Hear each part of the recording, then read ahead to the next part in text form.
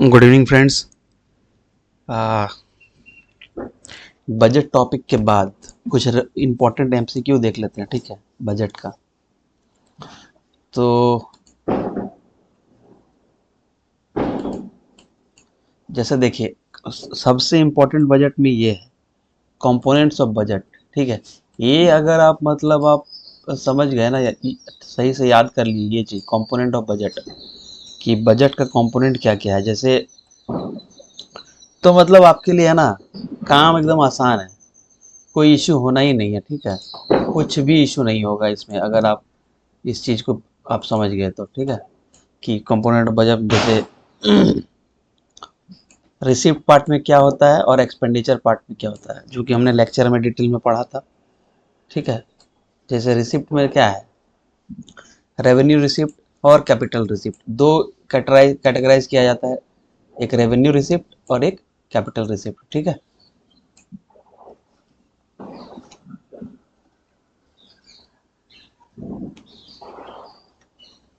और बजट का जो एक्सपेंडिचर पार्ट है वो रेवेन्यू एक्सपेंडिचर होता है और कैपिटल एक्सपेंडिचर होता है, ठीक है। अगर इस चीज को आप समझ गए, उसमें भी कैपिटल वाले पार्ट को, कि भाई डिसइन्वेस्टमेंट कैसे आपका कैपिटल एक्सपेंडिचर है बताइए, ठीक है, सॉरी कैपिटल रिसिप्ट है, क्योंकि ये कैपिटल को बेच के मिला है इसको, ठीक है। लोन रिकवरी क्यों है, जब हम कभी लोन दिए थे वो आपका कैपिटल एक्सपेंडिचर में हो गया, कि जब हमने किसी को लोन दिया तो कैपिटल एक्सपेंडिचर में, क्योंकि वो लॉन्ग टर्म के लिए हमने दिया, सो रिकवरी क्या हो जाएगा, कैपिटल रिसिप्ट में आ जाएगा, ठीक है, ठीक है। लोन और बोरोइंग क्या है, ये डेट है, डेट। ये लोन रिकवरी और डिसइन्वेस्टमेंट, ये दोनों जो है आपका नॉन डेट कैपिटल रिसिप्ट है, लेकिन बोरोइंग एंड लायबिलिटीज क्या है, ये डेट कैपिटल रिसिप्ट है, ठीक है। इसको मतलब हमेशा याद रखिएगा, है ना, कि भाई क्या होता है क्या नहीं। जैसे डिफेंस वाला हमने बताया था, डिफेंस क्या है, डिफेंस में खर्चा जो है वो कैपिटल एक्सपेंडिचर है, क्योंकि उससे हमारा सिक्योरिटी बढ़ता है, हमारे जनता का सेवा होता है लॉन्ग टर्म के लिए। S-400 खरीद लिया, रफाल खरीद लिया, ठीक है, विक्रमादित्य बना लिया, उसमें जो खर्च हुआ वो कैपिटल एक्सपेंडिचर है। लेकिन अगर उसी चीज में कुछ सर्विस में खर्च हुआ है, कुछ सर्विस हमने करा है during the course of time defence के लिए, पेंशन दिया है, तो वो सब रेवेन्यू एक्सपेंडिचर का पार्ट हो जाएगा, ठीक है, कैपिटल एक्सपेंडिचर नहीं होगा। Interest payment is a part of revenue expenditure, while repayment of loan what we have taken, what the government have taken loan from the IMF, ADB or other institution, that is called capital expenditure, okay। चलिए अब हम लोग दूसरा page पढ़ते हैं इसका। इसमें लगभग 25 MCQ होंगे, तो हम लोग एक एक करके देख लेंगे, ठीक है।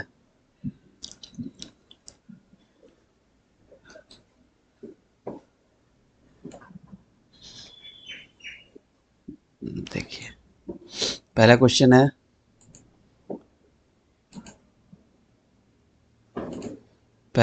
है, which of the following is component of union budget, केंद्रीय बजट का एक घटक है इनमें से कौन सा, capital budget, revenue budget, both a and b, और प्लान बजट।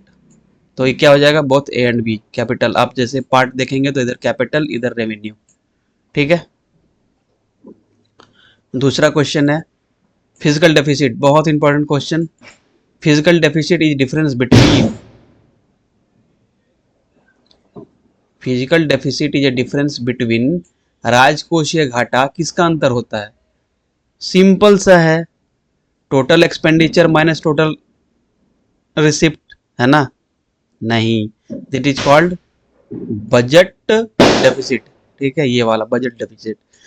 रेवेन्यू एक्सपेंडिचर और रेवेन्यू रिसिप्ट का रेवेन्यू रिसीट, ठीक है। कैपिटल एक्सपेंडिचर कैपिटल रिसिप्ट का कैपिटल डिफिसिट। तो आंसर क्या हो जाएगा भाई, ये total expenditure minus revenue receipt plus non debt capital receipt, ठीक है। मतलब एक्सेप्ट बोरोइंग, टोटल एक्सपेंडिचर में से एक्सेप्ट बोरोइंग को हटा दो, और उसके बाद जो टोटल रिसिप्ट बचा उसका difference, total expenditure minus non debt creating receipts, ठीक है, जिसमें tax revenue, non tax revenue, ये सब आ जाएगा, मतलब ये वाला आंसर हो जाएगा आपका ए आंसर। ठीक है, इसको लिख के देखिएगा। ठीक है, इसमें से एक ये भी था जब हमने लेक्चर में पढ़ा था, इसका जो आंसर ये भी होगा टोटल एक्सपेंडिचर माइनस ये, तो ठीक है, एक होगा budget deficit plus government borrowing. ठीक है, अभी हम नीचे दिखाई देते हैं आपको, एक मिनट, ये देखिए, ये देखिए, ये पूरा फॉर्मूला हमने बना के रखा हुआ है। ठीक है, physical deficit equal to total expenditure minus revenue receipt plus non debt capital receipt. ठीक है, उसके बाद देखिए रेवेन्यू, ये आपका एनसीईआरटी या अलग अलग बुक में ये वाला डेफिनेशन मिलेगा, ये वाला। ठीक है, ये वाला, लेकिन तमिलनाडु टेक्स्ट बुक में क्या है, physical deficit equal to budget deficit plus government market borrowing liabilities and liabilities, ये तमिलनाडु टेक्स्ट बुक में है। अगर आपको इकोनॉमिक्स बढ़िया से पढ़ना है तो दोनों में से कोई बुक पढ़ सकते हैं, बट मुझे तमिलनाडु गवर्नमेंट का टेक्स्ट बुक बहुत अच्छा लगा, इंग्लिश वर्जन वाला। ठीक है, वो हिंदी में नहीं मिलेगा। देखिए इसी चीज को मैंने यहाँ पे ब्रेक करके लिख दिया है, देख लीजिए। ठीक है, इसको देख लीजिएगा, अगर आप कॉपी पेन लेके लिखेंगे तो पूरा बढ़िया से समझ में आ जाएगा। इससे आपको पूरा कंपोनेंट ही दिमाग में घूमने लगेगा, कभी भूलेंगे नहीं आप। ठीक है, उसके बाद देखिए तीसरा क्वेश्चन है, which of the following is non tax revenue receipt. Non tax revenue receipt मतलब फी, लाइसेंस फी, आपका जो पासपोर्ट ऑफिस में फी देते हैं, कोई पेनाल्टी देते हैं। ठीक है, तो ये क्वेश्चन ये है कि निम्नलिखित में से कौन सा केंद्र सरकार की गैर कर राजस्व प्राप्ति है। बोलिए, कस्टम ड्यूटी नहीं, ये tax revenue, corporate tax tax revenue है, जीएसटी टैक्स रेवेन्यू है, तो interest receipt from loans, loans में हमने जो दिया है उससे जो हमें इंटरेस्ट मिलता है वो नॉन टैक्स रेवेन्यू रिसिप्ट है। ठीक है, इंपॉर्टेंट क्वेश्चन है। और अगर हम इंटरेस्ट पेमेंट कर रहे हैं, कोई लोन हमने लिया है, तो वो रेवेन्यू एक्सपेंडिचर का पार्ट हो जाएगा। ठीक है, उसके बाद देखिए चौथा क्वेश्चन, हाई रेवेन्यू डेफिसिट, उच्च घाटा, उच्च घाटा, उच्च घाटा जो है, what does a high revenue deficit primarily indicate. उच्च घाटा राजस्व मुख्य रूप से क्या दर्शाता है, विदेश निवेश में वृद्धि, इंक्रीज इन फॉरेन इन्वेस्टमेंट, और government capital expenditure is high. No, government capital expenditure high है मतलब हमारा विकास होगा, इंफ्रास्ट्रक्चर डेवलपमेंट होगा। ठीक है, ज़्यादा S-400 खर्च जाएगा। इंक्रीज इन फॉरेन इन्वेस्टमेंट, ये भी नहीं, विदेश से फिर हमें आय मिलने लगेगा। ठीक है, ये भी नहीं होगा। उच्च घाटा राजस्व का क्या है, राजस्व घाटा प्राइमरी डेफिसिट, रेवेन्यू डेफिसिट क्या होता है, total revenue expenditure minus total revenue receipts. ठीक है, इसका मतलब हम लोग डे टू डे एक्सपेंडिचर ज़्यादा कर रहे हैं। ठीक है, ठीक है, और टैक्स उस तुलना में कम आ रहा है रेवेन्यू पार्ट में, जो टैक्स नॉन टैक्स और ये सब चीज। ठीक है, तो रेवेन्यू डिसिट मतलब गवर्नमेंट इज स्पेंडिंग, ये वाला हो जाएगा, government is spending more than its current income और कंजम्पशन एक्सपेंडिचर, सरकार अपनी उपभोग व्यय पर अपनी वर्तमान आय से अधिक खर्च कर रही है। मतलब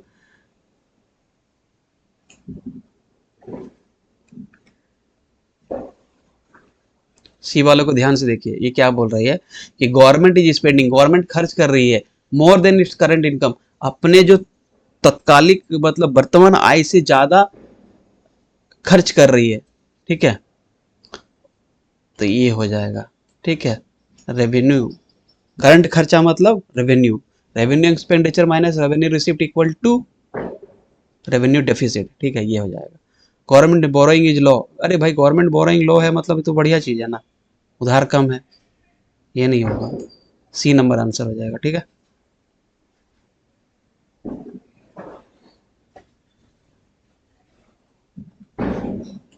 सी नंबर।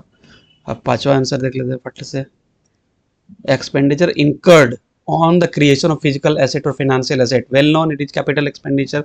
रेवेन्यू एक्सपेंडिचर क्या है, डे टू डे सैलरी, तनख्वाह, पेंशन। नॉन प्लान एक्सपेंडिचर खत्म हो गया 2017 के बाद से। ट्रांसफर ऑफ पेमेंट, ये भी रेवेन्यू एक्सपेंडिचर का पार्ट है, कैपिटल एक्सपेंडिचर हो जाएगा ये। ठीक है, कैपिटल एक्सपेंडिचर, फिनेंशियल एसेट या फिजिकल एसेट को क्रिएट करने में जो खर्च करती है गवर्नमेंट, उसको क्या बोलते हैं, वित्तीय संपत्ति के निर्माण पे किए गए व्यय को क्या बोलते हैं, कैपिटल, पूंजीगत व्यय। ठीक है, capital expenditure, C D number answer.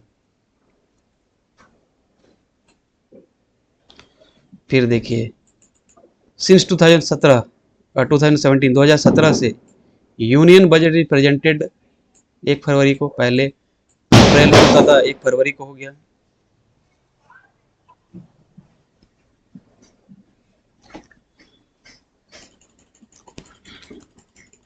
अच्छा, प्राइमरी डेफिसिट क्या है? Physical deficit minus interest payment, C number फट से आ जाएगा। ठीक है, फॉर्मूला याद होगा आपको, physical deficit minus revenue deficit, ये सब कोई फॉर्मूला ही नहीं होता है। ठीक है, revenue receipt minus revenue expenditure, ये आपका क्या हो जाएगा? Revenue deficit. ठीक है, माइनस वाला में total expenditure minus total receipts, budget deficit, तो ये हो जाएगा physical deficit minus interest payment. ठीक है, ये पार्ट, सॉरी, ये सी नंबर आंसर हो जाएगा। ठीक है,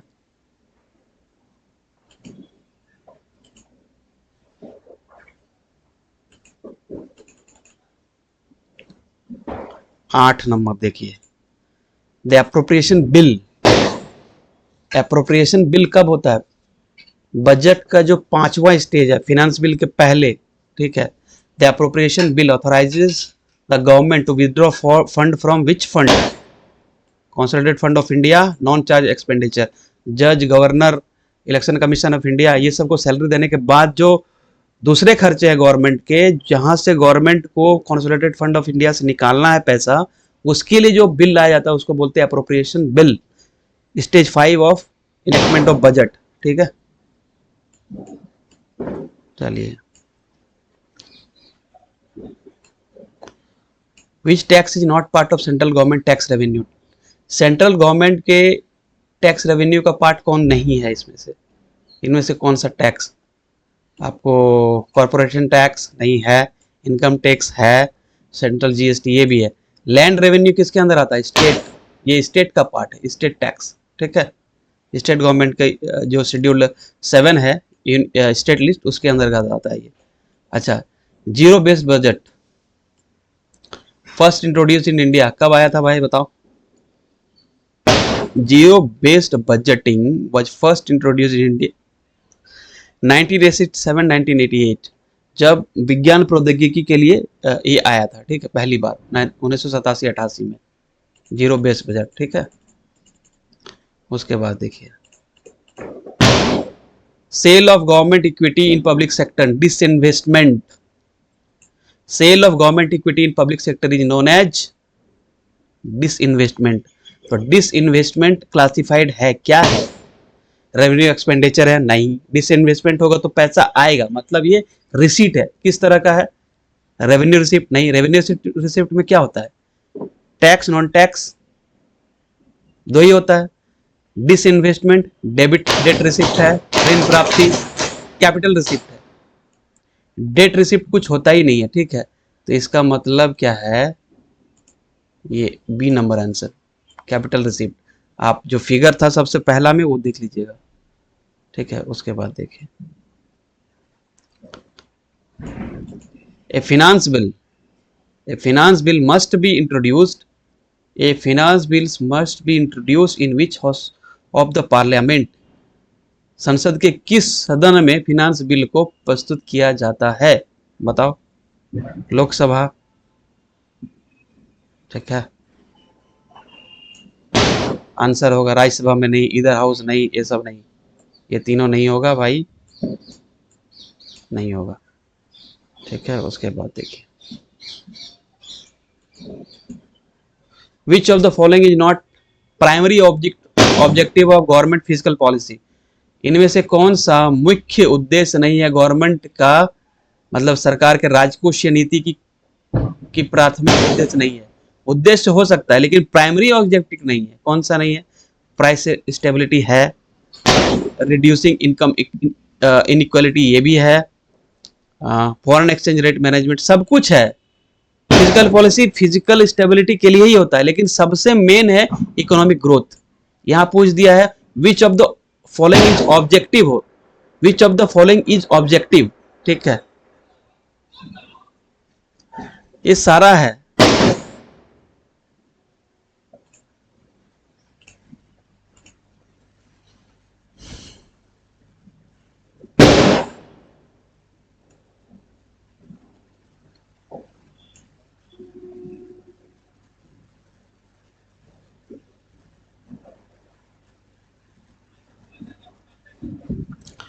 the distinction between plan and non plan expenditure, plan और नॉन प्लान एक्सपेंडिचर को कब खत्म किया गया था? तो ये खत्म किया गया था 17-18 में, ठीक है। 16-17 में ये आया था, बट ये इम्प्लीमेंट हुआ 17-18 में, ठीक है। उसके बाद देखिए,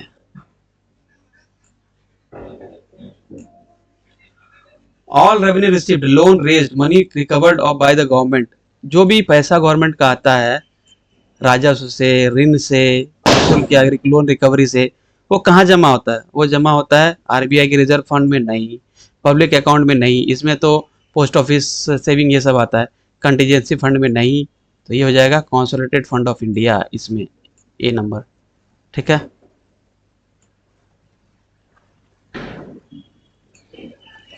फिनेंशियल कब से स्टार्ट होता है ये सबको पता है, 1 अप्रैल टू 31 मार्च, ये आंसर हो जाएगा, देखने का जरूरत ही नहीं है, ठीक है।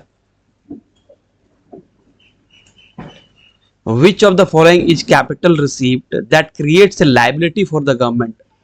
ऐसा कौन सा कैपिटल रिसीट है जो लाइबिलिटी पैदा करती है? बोरिंग और लाइबिलिटी, ऋण है ना, रिकवरी ऑफ ऋण नहीं, बोरिंग कहीं से भी पैसा लेना, इंटरनल बोरोइंग और external borrowing both, D number.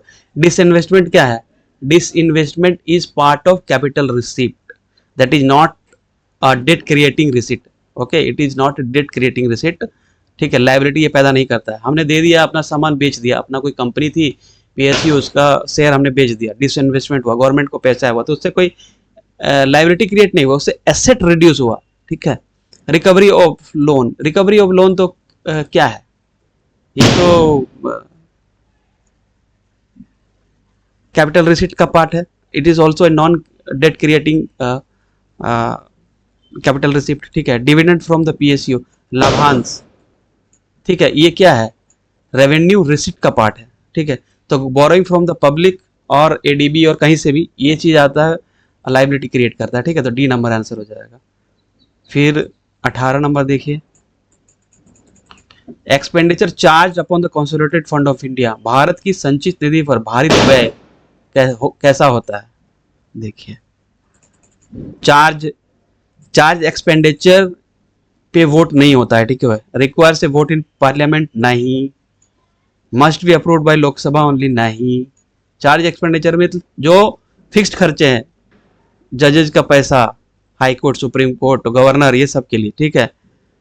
Require approval from president नहीं, it is not subject to vote of parliament, answer सही हो जाएगा डी नंबर, ठीक है।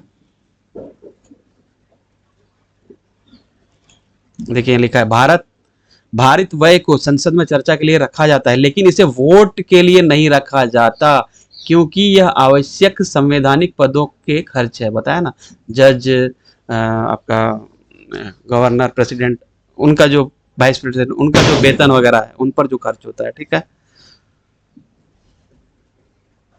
अच्छा, अब आ गया, what term is used for the union budget? Union budget तो हम लोग बजट जो बुगेट है उससे आया हुआ है, ठीक है, उससे आया हुआ टर्म है, उससे आया हुआ टर्म है, ठीक है। तो यह पूछा गया है कि what term is used for union budget in Indian constitution? Constitution में क्या कहा गया है? केंद्रीय बजट का नाम भारतीय संविधान में क्या है? किस शब्द से उसको संबोधित किया जाता है यूनियन केंद्रीय बजट को? बजट स्टेटमेंट नहीं, बजट स्टेटमेंट तो संसद में फिनांस मिनिस्टर देती है। फिनांस बिल नहीं, फिनांस बिल तो सबसे लास्ट में छठा स्टेज है इसका इनेक्टमेंट का, ठीक है। पूरा बजट को क्या बोला जाता है? एनुअल फिनेंशियल स्टेटमेंट और अप्रोप्रिएशन अकाउंट नहीं, ये हो जाएगा एनुअल फिनेंशियल स्टेटमेंट, आर्टिकल 112, ठीक है। 20 नंबर आ जाइए, द फिजिकल डेफिसिट रिप्रेजेंट क्या दिखाता है? Revenue receipt of the government नहीं, इंटरेस्ट पेमेंट नहीं भाई, ये रेवेन्यू एक्सपेंडिचर है। Boring requirement of the government, ये देख लेते हैं। कैपिटल एक्सपेंडिचर नहीं, डेफिसिट मतलब समथिंग डिफरेंट, ठीक है, मतलब ये होता है boring requirement of the government, ठीक है। ये सी नंबर आंसर हो जाएगा, ठीक है। उसके बाद देखिए, which of the following is capital receipt. Capital receipt क्या है? टैक्स रेवेन्यू नहीं, रेवेन्यू रिसिप्ट है। Fees non tax revenue receipt है। इंटरेस्ट इनकम ये भी रेवेन्यू रिसिप्ट है। ये हो जाएगा बोरोइंग, ठीक है, उधारी। फिगर याद कर लीजिए, ऊपर वाला सब याद हो जाएगा बजट कंपोनेंट का, ठीक है। What is the main objective of government budget. Government budget का मेन ऑब्जेक्टिव क्या होता है बताइए? मेन ऑब्जेक्टिव पूछा है, ये नहीं। टू रिड्यूस एम्प्लॉयमेंट होता सब है, देखिए, to reduce import, to increase export, सब होता है, ऐसा नहीं है। लेकिन एक ऐसा है जो इसमें से मुख्य है, मेन ऑब्जेक्टिव, ये है आपका टू अचीव इकोनॉमिक स्टेबिलिटी, ठीक है। बजट इज प्रिपेयर्ड बाय कौन? फिनेंस मिनिस्टर नहीं, डिपार्टमेंट ऑफ रेवेन्यू नहीं, डिपार्टमेंट ऑफ एक्सपेंडिचर नहीं, department of economic affairs, budget division. Okay, ये C number answer, C number answer, ठीक है। उसके बाद देखिए 24 number, repayment of principal amount of loan taken by the government is classified as, इसको हमने पढ़ा भी था। रेवेन्यू एक्सपेंडिचर नहीं, कैपिटल एक्सपेंडिचर शायद, रेवेन्यू रिसिट नहीं। रेवेन्यू रिसिट में क्या होता है? Tax receipt, non tax receipt. तो यहां तो हम बोले लोन का रिकवरी, अगर हम लोन कहीं से लिए हैं तो इसलिए लाइबिलिटी था, तो लाइबिलिटी का जब हम लोन रीपेमेंट करेंगे मतलब लाइबिलिटी हमारी घट रही है, तो ये हो जाएगा कैपिटल एक्सपेंडिचर, ठीक है। रेवेन्यू रिसिप्ट नहीं, उसके बाद कैपिटल रिसिप्ट नहीं। कैपिटल रिसिप्ट में क्या होता है? बोरोइंग होता है, लोन लेना होता है, देना नहीं। यहाँ पे होता है रीपेमेंट, पुनर्भुगतान, ठीक है, repayment of principal amount of loan नहीं। तो ये हो जाएगा आपका कैपिटल एक्सपेंडिचर, ठीक है। चलिए यहीं तक था ये क्वेश्चंस।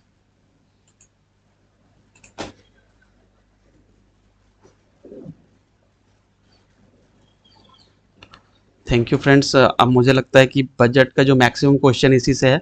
कुछ हिस्टोरिकल क्वेश्चन है वो अपने से खुद से देख लीजिएगा, और कुछ आएगा तो 10-15 क्वेश्चन मैं लेके आऊँगा, ठीक है। Kindly subscribe my channel and like it. Thank you so much friends. Bye, happy Diwali, bye.